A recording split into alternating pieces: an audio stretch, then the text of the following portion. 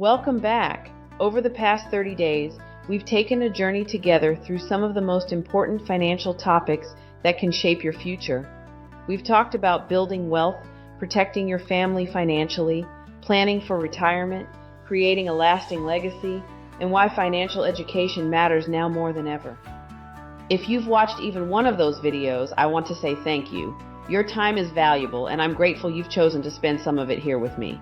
Today, I want to reflect on what we've learned together and talk about what comes next. If there's one lesson I hope stays with you after this month, it's this. Financial success isn't reserved for people with the highest income. It belongs to people who are willing to learn, make a plan, and stay consistent. Real financial progress rarely happens overnight. It happens through hundreds of small decisions made over time. Every intentional financial decision you make contributes to your future. Sometimes we think we need to know everything before we can begin, but that's simply not true. You don't have to master investing today. You don't have to fully understand retirement planning tomorrow. You don't have to build wealth in a single year. You simply have to keep moving forward. Every question you ask, every book you read, every conversation you have, those small actions may seem insignificant today, but over time they begin to compound. Just like investing, knowledge compounds too. It's about the long-term journey.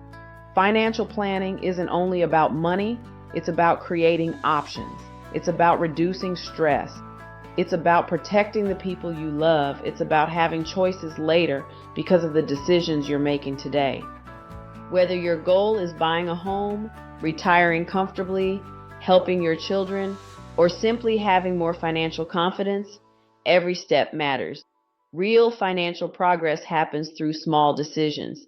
It's about the people you love and the future you build. One thing this month reminded me of is why I enjoy creating these videos. Every comment, every question, every conversation showed me something important. People aren't looking for complicated financial jargon.